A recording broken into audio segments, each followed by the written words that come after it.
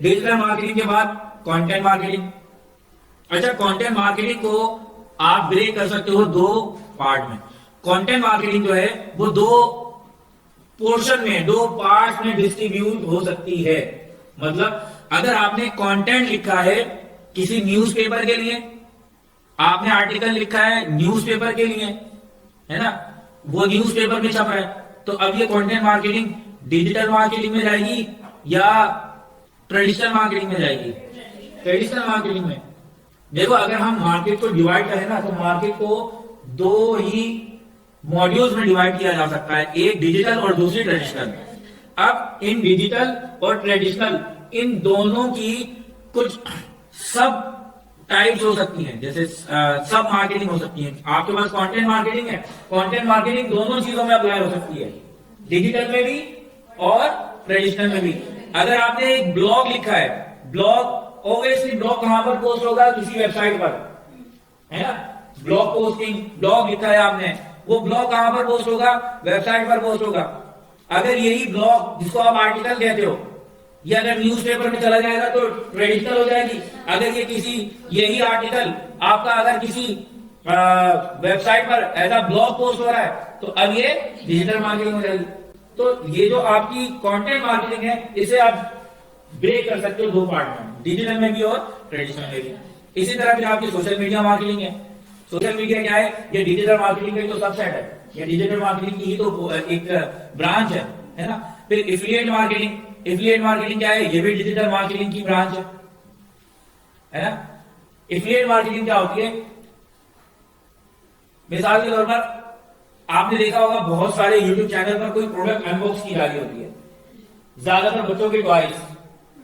अगर ये प्रोडक्ट आपको चाहिए, डिस्क्रिप्शन में लिंक मौजूद है, बाय कर लें। अब वो जो क्रिएटर है, वो जो क्रिएटर, कंटेंट क्रिएटर है जिसने ये व्लॉग बनाया है, वो अपना एक एफिलिएट लिंक डिस्क्रिप्शन में देता है, जिसके बारे में कहता है कि भाई ये प्रोडक्ट चाहिए ना, ये रहा लिंक, आप इस लिंक पे क्लिक करें और इस प्रोडक्ट को बाय कर लें। अब उसके लगाए हुए लिंक से जितने लोग उस प्रोडक्ट को बाय करेंगे, उसका कुछ परसेंटेज उस बंदे को भी मिलेगा। जैसे जब आप वेबसाइट सीख रहे हो, तो आपने देखा बहुत सारे यूट्यूबर जो हैं वो वेबसाइट बनाना सिखा रहे होते हैं। जब कोई वेबसाइट बनाना सीख रहा होता है तो उसे डोमेन और होस्टिंग की जरूरत होती है। वो कहता है आपको डोमेन चाहिए, आपको होस्टिंग चाहिए, बाय करना है, ये डिस्क्रिप्शन में एफिलिएट लिंक लगा हुआ है, आप इस लिंक से बाय कर लें, आपको डिस्काउंट मिलेगा। तो डिस्काउंट आपको मिल जाएगा, मगर आपने अगर उनके लिंक से डोमेन और होस्टिंग बाय की, ठीक है, तो इसका कुछ परसेंट उस बंदे को भी मिलेगा जिसके एफिलिएट लिंक को आपने हिट करके, क्लिक करके ये प्रोडक्ट या सर्विसेज ली या कोई आपने प्रोडक्ट बाय की।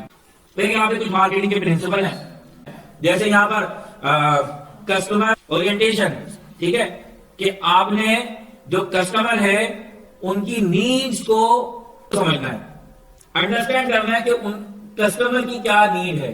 जब कभी भी गाइस कोई कंपनी अपनी प्रोडक्ट लॉन्च कर रही होती है किसी भी पर्टिकुलर एरिया में, किसी सिटी में, किसी कंट्री में, तो वो सबसे पहले नीड असेसमेंट करवाते हैं कि क्या इस प्रोडक्ट की इस पर्टिकुलर एरिया में नीड है, क्या इन लोगों को जरूरत है, हमारी ये प्रोडक्ट ये लोग यूज करेंगे। तो नीड असेसमेंट होती है, रिसर्च होती है, उसके बाद प्रोडक्ट लॉन्च की जाती है।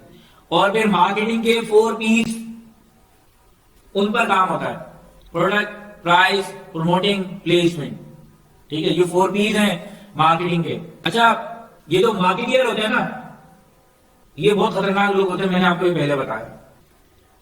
जो बेसिक नीड होती है, इंसान की बेसिक नीड होती है, वो क्या है? वही भुट्टो साहब का जो नारा था, रोटी कपड़ा मकान, ये नीड्स हैं, जरूरियात हैं, ठीक है। अब इन जरूरियात को आपको पूरा करना है, ये जरूरियात हैं, इन जरूरियात को पूरा करने के लिए आपको क्या चाहिए? फिर उसके बाद जब देर में थोड़े से नॉन आ जाते हैं तो फिर आप डिमांड करने लगते हो, फिर ख्वाहिशात आ जाती हैं। ख्वाहिशात कब आती हैं? जैसे आपने इकोनॉमिक्स में पढ़ा था कि इंसानी ख्वाहिशात लामहदूद है ना, याद है ये वाले इंसानी ख्वाहिशात लामहदूद है। जरूरियात सबकी पूरी हो जाती हैं, ख्वाहिशात बादशाहों की भी पूरी नहीं होती। हम यहाँ पर बात कर रहे थे कि कस्टमर की डिमांड, कि एज पर डिमांड अगर आपकी प्रोडक्ट होगी तो वो जाहिर है लोग उसको बाय करेंगे कि कस्टमर की नीड्स क्या है, उसे आप अंडरस्टैंड करेंगे और अंडरस्टैंड करने के बाद आप उस प्रोडक्ट को फिल करेंगे कस्टमर की नीड्स के मुताबिक कि भाई ये कितनी क्वांटिटी में बनाई जाए, क्या चीज की जाए। ये सारी स्ट्रेटजीज और ये सारी प्लानिंग आपको करना होती है मार्केटिंग के प्रिंसिपल में। मगर एक चीज मैं आपको यहाँ पर बताता चलूं कि ये जो मार्केटियर होते हैं समटाइम लोगों की नीड्स होती नहीं है, मगर ये नीड्स बना देते हैं लोगों की।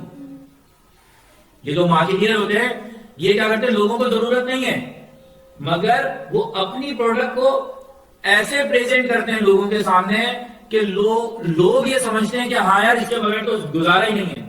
एग्जाम्पल दूं आपको, शैम्पू की जरूरत थी? कोई जरूरत नहीं थी। आपका पैंटीन शैम्पू, उसमें बता दें बादाम की ताकत और ये वाली ताकत और वो वाली ताकत, कुछ दिनों में बनाएंगे तिलगोजा आ रहा है इसके अंदर जो देखने के लिए नहीं है।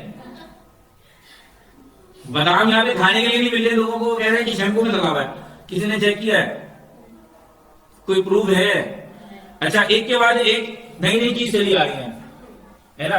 कभी कहते हैं एलोवेरा है, कभी कहते हैं सरसों की ताकत है, कभी कहते हैं इसमें मिल्क के सारे प्रोटीन मौजूद हैं। खिलाएंगे नहीं, कभी लोगों को ये नहीं कहेंगे कि आप ये तमाम चीजें अगर आप खा लो तो वैसे ही आपकी पूरी बॉडी पर इसका इफेक्ट पड़ेगा। वो कह रहे नहीं शैम्पू यूज करो तो सब बेहतरीन हो जाएगा, खाओ भले ना भूखे रहो, शैम्पू यूज करो आपके बाल बहुत अच्छे हो जाएंगे। और जिन लोगों ने इस टाइप की स्ट्रेटेजीज यूज नहीं की वो आज के टाइम में मार्केट से आउट हो चुके हैं। जैसे बायो मामला, एक टाइम था बालू का मामला है ना, जैसे हबीब दिल का मामला है, घी खिला के दिल का मामला बता रहे, बताओ।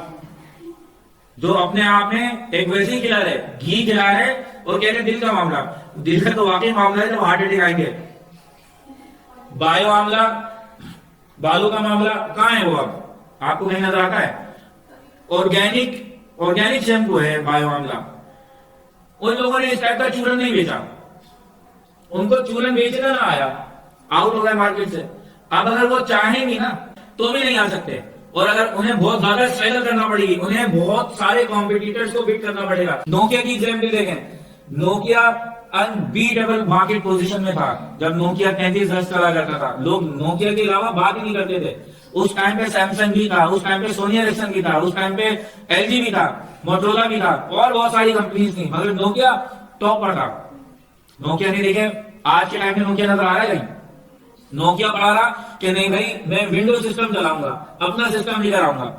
उसने एंड्रॉइड को निगलेक्ट किया, आज खुद निगलेक्ट हो गया, क्योंकि लोगों को आसानियां चाहिए, सहूलत चाहिए। वो शिफ्ट नहीं हुआ एंड्रॉइड पर, छुट्टी। अब होता है शिफ्ट, अब खत्म। सर्फ, आपका सर्फ पहले 999 जाल करता था साबुन, बेहतरीन काम कर रहा है भाई, कपड़े धुलने वीआईपी। फिर उसके बाद क्या हुआ, साबुन की झंझट से निजात पाए, उन्होंने क्या किया, वो सवाइयां दी थी उसकी कि काटना नहीं पड़ेगा।